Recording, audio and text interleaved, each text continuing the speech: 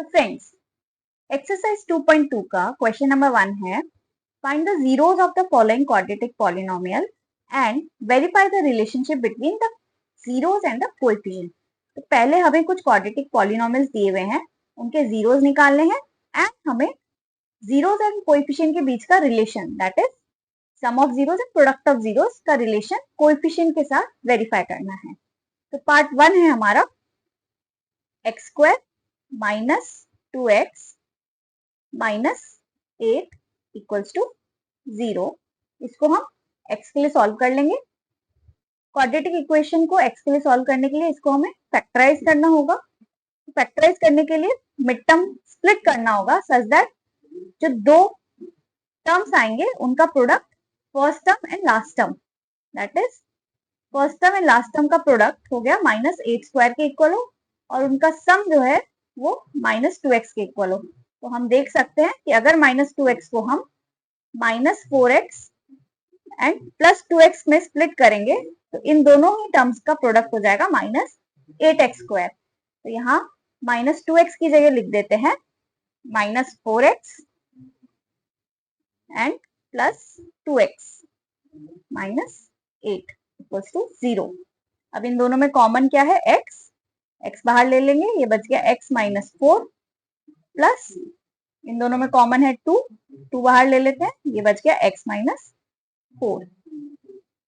अब ये टर्म और ये टर्म इन दोनों में x -4 कॉमन है तो x -4 बाहर ले लेते हैं, x -4 इंटू ये बच गया x प्लस इधर बच गया 2, तो ये हो गया x + 2 इक्वल्स टू 0। अब x -4 into x + 2 equals to 0 का मतलब है ये वाला टर्म भी 0 है और ये वाला टर्म भी 0 है। सो दिस इंप्लाइज x -4 भी इक्वल्स टू 0 है एंड x + 2 भी इक्वल्स टू 0 है। इसको सॉल्व करेंगे x के लिए तो ये आ जाएगा x = -4 को इस साइड ले जाएगा, 4 आएगा एंड x + 2 को 0 के लिए सॉल्व करेंगे तो ये हो जाएगा x = -2। तो हम लिख देते हैं लेट जो हमारा अल्फा है उसको 4 बोल देते हैं और जो हमारा बीटा है उसको -2 बोल देते हैं। ये जो दो जीरोस हैं क्वाड्रेटिक इक्वेशन के, ये हमें अभी मिल गए हैं और अब हम जीरोस एंड कोएफिशिएंट के बीच का रिलेशनशिप वेरीफाई करेंगे, that is sum of zeros minus b/a है कि नहीं वो देखते हैं। Sum of zeros that is 4 - 2, ये कितना है 2 and -b/a that is minus of b क्या है x का कोएफिशिएंट, x का कोएफिशिएंट है -2, यहाँ पे लिख देंगे -2 अपॉन a है x स्क्वायर का कोएफिशिएंट, x स्क्वायर का कोएफिशिएंट है 1, तो ये हो गया माइनस माइनस प्लस के 2, ये आ गया sum of zeros equals to -b/a। Sum of zeros भी 2 है, -b/a भी 2 है। तो ये हमारा पहला रिलेशन वेरीफाई हो गया। दूसरा रिलेशन है हमारा product of roots equals to c/a है कि नहीं वो देखते हैं। तो प्रोडक्ट ऑफ रूट्स हो जाएगा 4 इंटू -2 विच इज -8। अब ये c/a के इक्वल है कि नहीं, c कितना है हमारा जो कांस्टेंट टर्म है वो, दैट इज -8 अपॉन a है हमारा 1, तो ये आ गया -8। तो ये हमारा दूसरा रिलेशन वेरीफाई हो गया, that is product of roots equals to c/a। तो hence verified. Similarly next part देखते हैं। नेक्स्ट पार्ट में जो हमारा क्वाड्रेटिक पॉलिनोमियल है वो है वेरिएबल s में और हमें इस क्वाड्रेटिक पॉलिनोमियल के जीरोस निकालने हैं, मतलब हमें ये इक्वेशन s वेरिएबल के लिए सॉल्व करनी है। 4s² + 4s + 1 equals to 0। Again quadratic equation solve करने के लिए हमें इसे फैक्टराइज करना होगा और उसके लिए हमें पहले ये मिड टर्म स्प्लिट करनी होगी। तो 4s को हमें इस तरीके से स्प्लिट करना है दो पार्ट्स में कि उनका सम हो जाए 4s एंड प्रोडक्ट हो जाए first term into last term, that is 4s² into 1 that is 4s²। तो अगर हम इसको 2s एंड 2s में स्प्लिट कर दें तो इन दोनों का सम हो जाएगा 4s एंड इन दोनों का प्रोडक्ट हो जाएगा 4s² that is first term into last term. Mid term split कर देते हैं, 4s² प्लस इस 4s को हम लिख देंगे 2s plus 2s plus 1 equals to 0। अब इन दोनों में क्या कॉमन है, 2s, 2s बाहर ले लेंगे, फिर ये हो जाएगा 2s प्लस 1, ये अंदर रह जाएगा, प्लस इन दोनों में कुछ भी कॉमन नहीं है, कुछ भी कॉमन नहीं है तो हम 1 लिख सकते हैं, 1 तो सबका कॉमन फैक्टर होता है, तो plus 1 into 2s plus 1 equal to 0।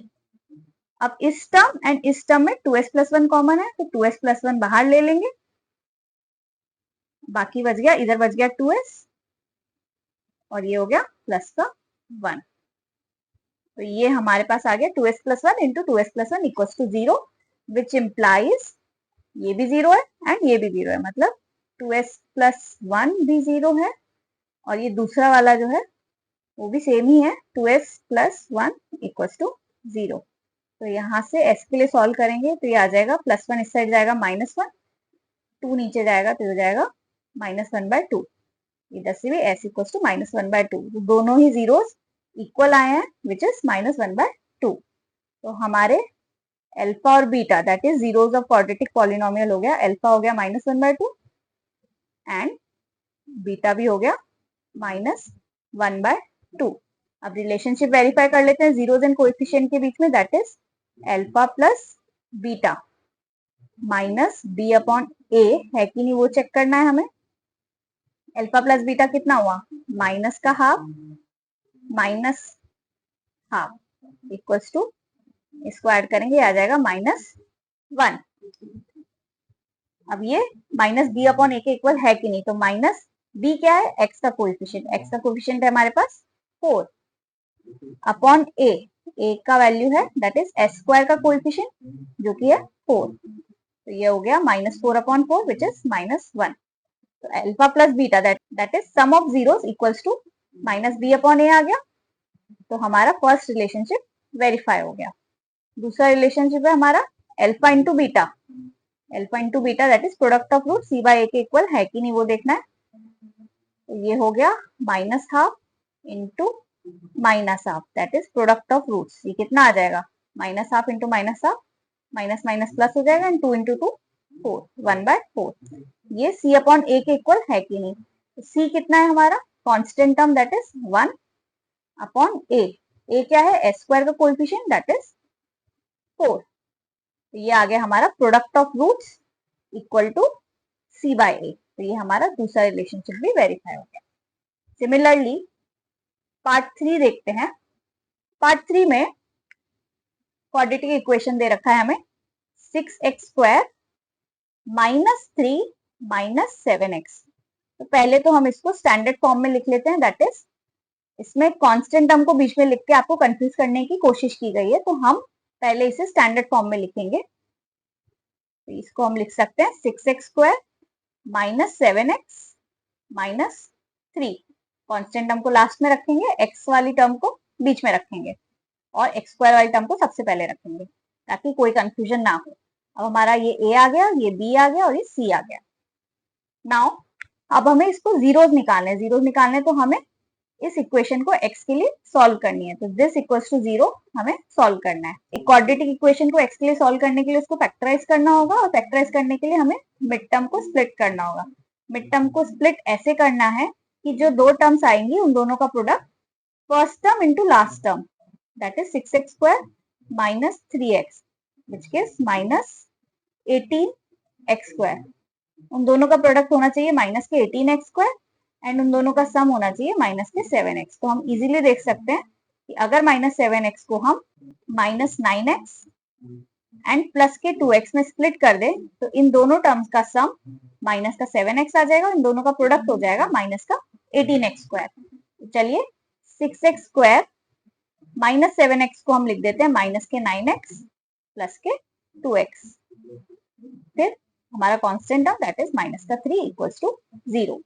अब इन दोनों में क्या कॉमन है, इन दोनों में कॉमन है 3x, बाकी बच गया अंदर 2x -3 प्लस इन दोनों में कॉमन है, कुछ भी कॉमन नहीं है 1 लिखेंगे, ये आ गया 1, 1 तो सब में कॉमन होता है, अंदर बच गया 2x -3 इक्वल्स टू 0, तो यहाँ पे आ जाएगा 2x -3 कॉमन और ये बच गया 3x प्लस 1 इक्वल्स टू 0। अब ये टर्म भी जीरो है, ये टर्म भी जीरो है, मतलब 2x minus 3 equals to 0 and 3x plus 1 equals to 0। x के लिए सॉल्व करेंगे इसे, x is equals to, x को यहीं रहने देंगे, बाकी सबको राइट हैंड साइड ले जाएंगे, -3 उस साइड जाएगा, प्लस का 3, ये 2 नीचे चला जाएगा, तो x आ गया 3/2 एंड x आ गया, इसको सॉल्व करेंगे, प्लस का 1 उस साइड जाएगा, माइनस का 1 एंड ये 3 नीचे चला जाएगा, ये हो गया -1/3। हमारे जीरोस आ गए 3/2 एंड -1/3। तो हमारे अल्फा एंड बीटा की वैल्यूज आ गई, अल्फा आ गया 3/2 एंड बीटा आ गया -1/3। अब रिलेशनशिप वेरीफाई कर लेते हैं, sum of roots that is alpha plus beta, ये हो गया 3/2 -1/3। इसको सॉल्व करेंगे, दो फ्रैक्शंस को माइनस करना है, कैसे करेंगे, नीचे वाले का एलसीएम लेंगे दैट इज 6, फिर 6 को 2 से डिवाइड करेंगे 3 और उससे मल्टीप्लाई करेंगे, तो 3 3 जा 9 माइनस अगेन 6 को 3 से डिवाइड करेंगे, बचा 2, 2 को न्यूमरेटर से मल्टीप्लाई करेंगे, तो ये आ जाएगा -2, ये आ गया हमारा 7/6। अब क्या ये -b/a के इक्वल है, माइनस बी मतलब b क्या है, -7 लिख देंगे अपॉन a, a है हमारा 6 दैट इज x स्क्वायर का कोएफिशिएंट, तो ये आ गया 7/6। तो ये हमारा पहला रिलेशन वेरीफाई हो गया, that is sum of roots equal to -b/a। दूसरा रिलेशनशिप है हमारा product of roots equals to c/a है कि नहीं, तो प्रोडक्ट ऑफ रूट से हमारा 3/2 इंटू माइनस के 1/3, 3 से 3 कैंसिल हो जाएगा, तो प्रोडक्ट ऑफ रूट्स आ गया हमारा -1/2। अब ये c/a के इक्वल है कि नहीं वो देखते हैं। c क्या है हमारा, कांस्टेंट टर्म है हमारा -3 अपॉन a है हमारा x स्क्वायर का कोएफिशिएंट है 6, तो ये हो गया, कैंसिल हो जाएगा 2 एंड दिस इज -1/2। तो हेंस हमारा दूसरा रिलेशनशिप भी वेरीफाइड हो गया, product of roots is equals to c/a, -half, hence verified.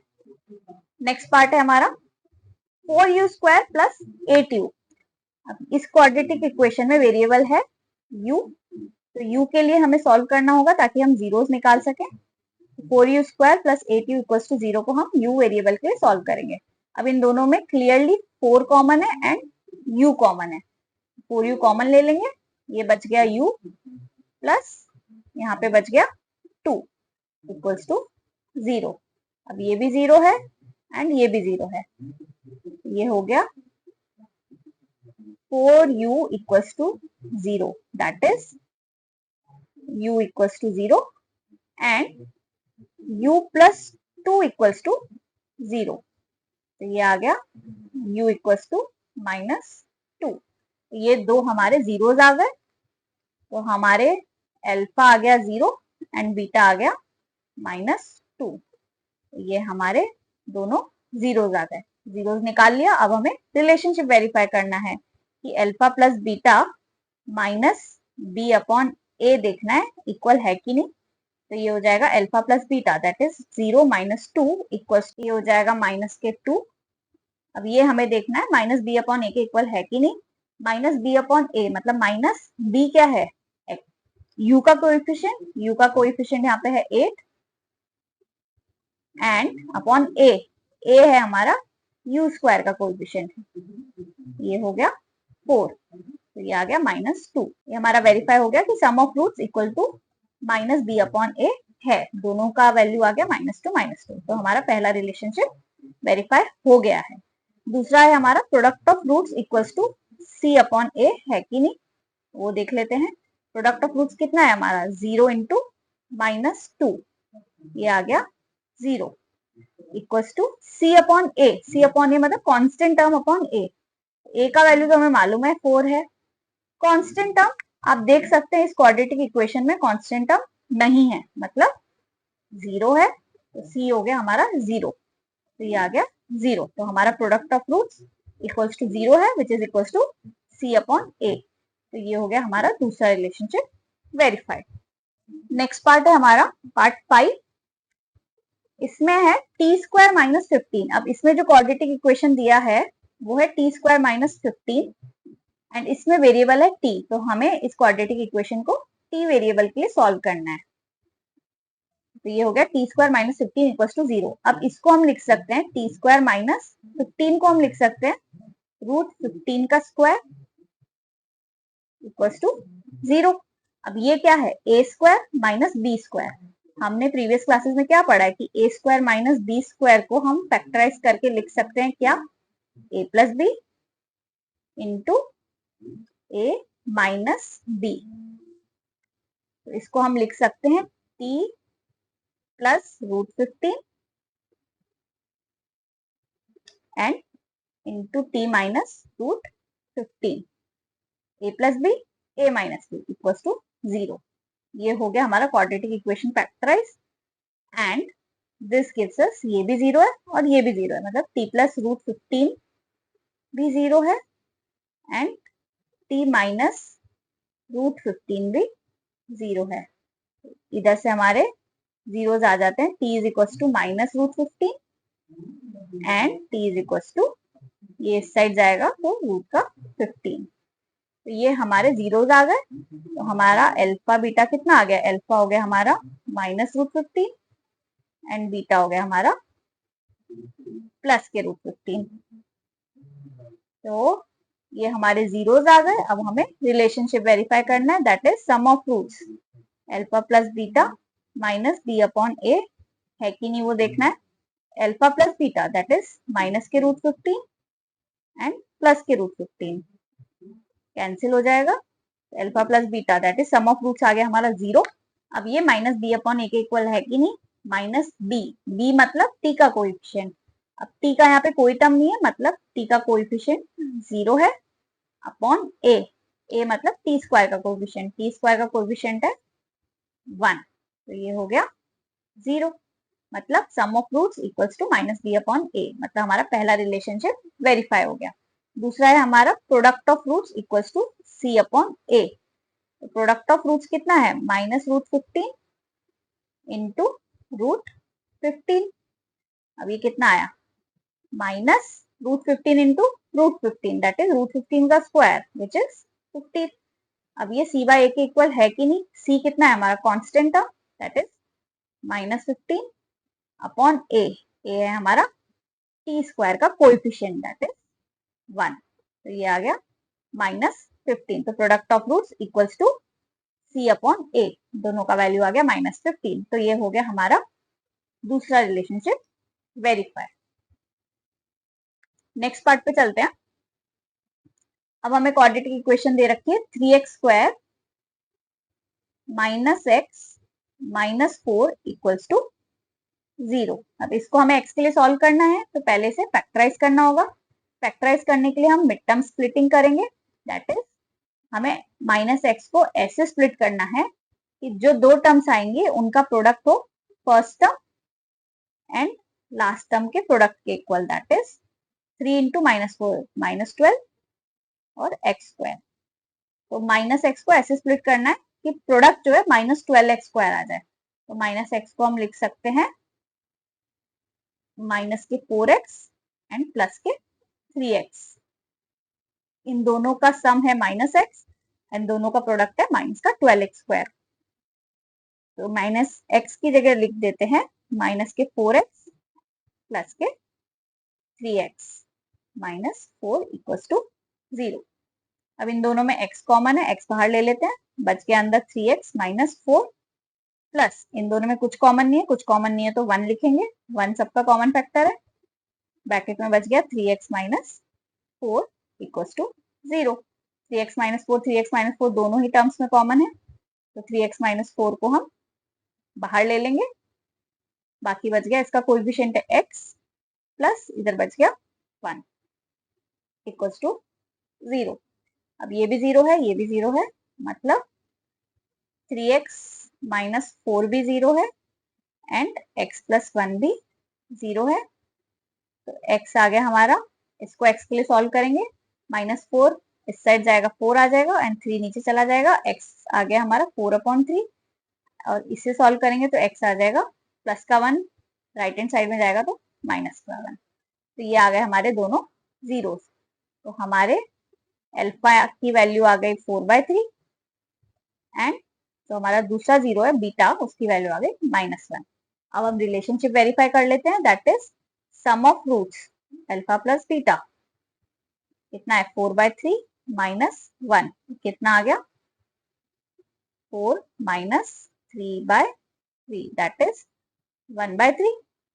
ये माइनस बी अपॉन ए के इक्वल है कि नहीं, तो माइनस बी अपॉन ए मतलब माइनस बी है हमारा एक्स का coefficient that is -1, minus B की जगह लिख देंगे -1 एंड ए है हमारा एक्स स्क्वायर का कोएफिशिएंट दैट इज 3। तो ये आ गया माइनस माइनस प्लस हो गया, तो हो गया 1/3। तो ये आ गया हमारा sum of roots 1/3 and minus b upon a की वैल्यू भी 1/3। तो ये हो गया हमारा पहला relationship verify that is sum of zeros equals to minus b upon a. दूसरा रिलेशनशिप है हमारा product of zeros that is product of zeros 4/3 into -1 which gives us -4/3। ये हो गया हमारा प्रोडक्ट ऑफ जीरोस। ये देख लेते हैं सी बाय ए के इक्वल है कि नहीं, तो सी बाय ए, सी है हमारा कांस्टेंट टर्म दैट इज -4 और ए है हमारा एक्स स्क्वायर का कोएफिशिएंट दैट इज 3। तो ये आ गया हमारा product of roots equals to c upon a -4/3। तो ये हो गया हमारा दूसरा रिलेशनशिप वेरीफाइड। इसके साथ हमारा एक्सरसाइज 2.2 का क्वेश्चन 1 कंप्लीट होता है।